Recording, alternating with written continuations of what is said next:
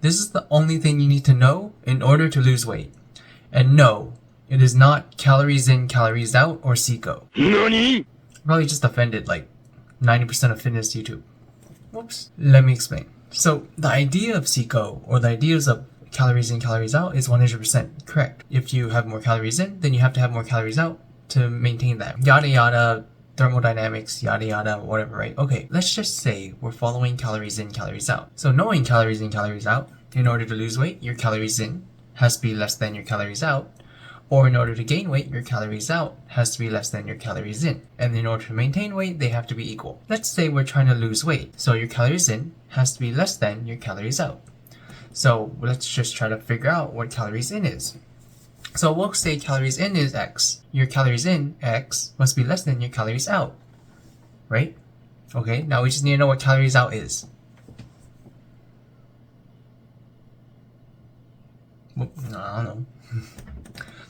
So now we're stuck at unknown must be less than unknown.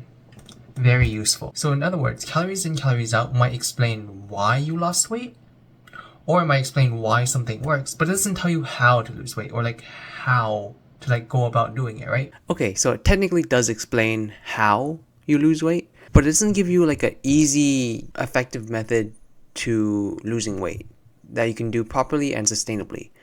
In the same manner, you could say aerodynamics lets you throw a baseball fast, but you can throw a baseball fast while also pulling your arm, or you can throw a baseball fast safely and reliably. So this is where this thing comes in, right? Well, this is the only thing you need to know in order to lose weight in a healthy manner. Your body starts sending fullness signals to your brain while it is still eating food. Think about it, right? You're eating food up here, and then you're digesting food down here, right? In your stomach, intestines, whatever, right? Your stomach knows exactly when it's full. It's just that when it does know it's full, there's still food going to your stomach. So in other words, there's a delay between when you ingest enough calories to be full and when you actually get that fullness signal. When you're full, when you feel full, you'll stop eating, right? Like no matter how good an apple pie or a pizza or a hamburger tastes or looks, if you're full, that food won't be enjoyable, and you probably won't be, even if you do eat some, you won't eat the entire thing, right? When you're full, you're just uncomfortable and you don't want to eat. So we can probably assume that when you're full, you just won't eat. Okay, so that means that in order to lose weight, we just have to account for this, right? Easy, no problem. So how do we account for this? Oh, just a side note. The reason why I like this is because the methods that I get from this one fact, they're not as intrusive or as life-defining as the other ones. For example, if you think like OMAD, intermittent fasting, or if you think like you can only eat certain foods, like think about how restrictive that is for your daily life. Let's say you want to eat food with your friends, and they want to get breakfast. In your intermittent fasting starts at like 10 or 11. You're just gonna go there and sit with them. Or let's say you want to hang out with two groups of friends, but then you're on OMAD, so then you can only really eat at one of them, but then they're both getting food. Or let's say they want to get sushi, or let's say when they want to get like ramen or something like that, but then you're on keto, or you're on paleo or something, and you can't eat that. I guess what I'm trying to say is just these are much more easy to incorporate with your life than other more popular diets. Okay, so knowing this delay fact, what can we do? What do we learn? The first most obvious like kind of diet thing that you can try is just eat until you're almost full, right? Eat until you're 75% or 80% full.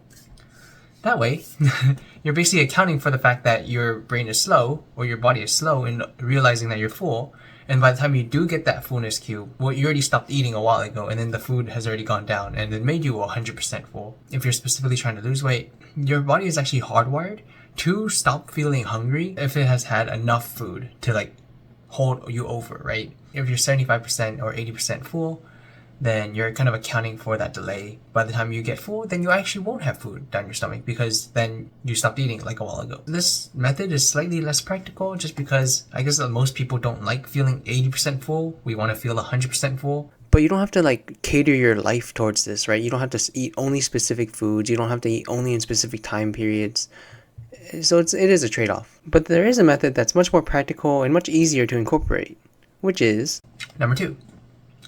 Just eat slower. Imagine if you're eating really fast. Let's say you're eating at, let's say, 500 calories every 5 minutes. By the time your body is saying, I'm full, stop eating, you still have 1,000 calories going down your throat right now. And then you'll be you'll be extra full later, right? So if you just eat slower, and instead of having, let's say, 500 calories every 5 minutes, you have, let's say, 150 calories every 5 minutes. By the time your body says, I'm full, then you only have 300 calories going down your esophagus rather than the 1,000, right? So you just kind of saved on 700 calories. I remember reading an article, I'm too lazy to find it, but then I remember it saying something about how, like, countries that have longer lunch times tend to be less prone to being overweight because they do take that time to eat, right? They know when they're full, right? By eating slower, then the fullness cue is actually more accurate in that there's less of a delay, right? Because you're eating slower. You don't have to be eating actually slower. You could be doing other stuff, right? So maybe you could be like chatting with friends or family while you're eating, right? Talk about your weekend, talk about how your day was, right? And then in between bites, then you give your body that allotted time for it to say, I'm full, stop eating, before you take in your next bite. Or maybe you just want to really savor the food, right? Really taste the food. A lot of times I'll find myself just eating food while like I'm just like scrolling on Instagram or TikTok or YouTube or whatever. Unknowingly, I just keep eating and then I don't realize. If you really just like taste your food, then it makes the food more enjoyable, and it also helps you like, I guess, not overeat. And the cool thing about eating slower is I feel like it's really simple to add into your life. It might take some time to get used to, but I feel like it's just more healthy to eat slower. Think about it, right? If you eat fast and you overeat, well, you can't healthily uneat that stuff, right? But then if you eat slow, and then by the end of your meal, you're like, oh, I'm still a little bit hungry. Or by the end of the day, you're like, oh, I'm a little bit hungry, right? You can always get like a little snack. You can always like top up, but you can't do the opposite when you eat too much. And eating slower just makes it much simpler or much more feasible in order to accurately gauge whether or not you're full while you're eating. Number 3, eat bigger meals earlier in the day and then try to taper off or eat smaller meals later in the day. Basically because of this fact, how there's a delay between when calories stop entering your stomach and when your body sends fullness signals to your brain, you're more likely to overeat, right? Dinner is quite often usually the biggest meal of the day. In reality, I feel like it should be reversed. When you have a big breakfast, you'll have more energy throughout the day and you'll be naturally inclined to spend more calories, I don't know, twitching, dancing, exercising, making stupid videos about twitching, dancing, and exercising, right? Than you would have if you were eating your biggest meal at night, because you'll be tired throughout the entire day and you won't have energy to do so. And then when you finally eat your big meal, then you have all the energy in the world but nowhere to spend it on. An added benefit is also your sleep will also be better if you have more of your calories in the morning or earlier in the day than at night, right? Because you'll just have less energy. You'll be actually tired when you go to sleep, versus if you eat a really big dinner, then your body will be trying to burn off those calories in your sleep, and that's not going to lead to good sleep. What does breakfast mean? Breakfast is literally break fast. You're stopping the extended time period of no food. So you should be eating more food to account for that. And dinner. What's another word for dinner? Supper. Supper as in supplement or supplementary, right? As in like it's just there to top off in case you do need it. But it's not necessarily like necessary, I guess. And then number 4, the last one, as Coach Greg says himself, the master or like the teacher or the professor of calories in, calories out, is try to aim for higher volume, lower calorie meals and foods. Full circle, it goes back to Coach Greg, because everything in this world goes back to Coach Greg. Which, if you've never heard of him, highly recommend. He's pretty cool. But this is actually a 2-in-1. One indicator that your body looks for in order to determine when to start sending signals to your brain is how much your stomach expands. As you eat, your stomach expands, and then your body says, okay, it expanded to this much. I think that should be enough calories to be to satisfy me. Even if it isn't, even if you just drank a bunch of water and it expanded that much, your body will still think, oh, that's a lot of stuff. I don't know what it is yet because I haven't digested it yet. But then that looks like a good enough quantity to hold me over, right? It's kind of like when you're opening a present, you don't know what it is, but then the bigger it is, or like the more sound it makes, the more happy you'd be, right? Same type of logic. So if you're eating high volume meals, then your stomach expands more for fewer calories. So your body thinks, oh, my stomach expanded this much already. I should start saying I'm full. Unbeknownst to your body, you're a sly mother trucker and you tricked your body and lied to it. And that big expansion of your stomach was only this many calories because you're a jerk and you're a cheat. Gotcha, bitch.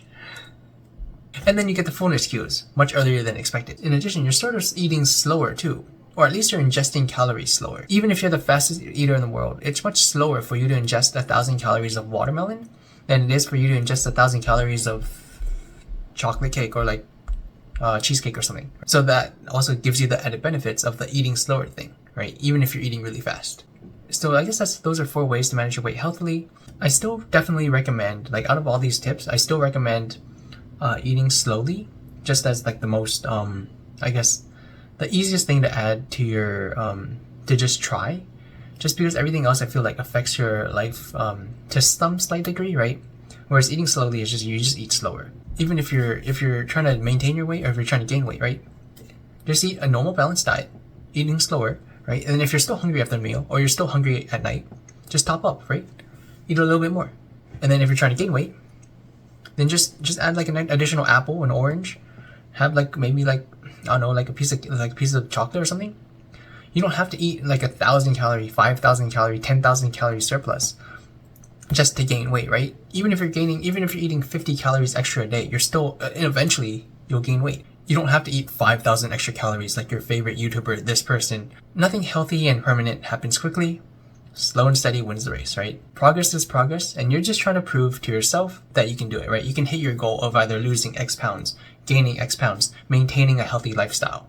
And remember, as always, you're loved for exactly who you are.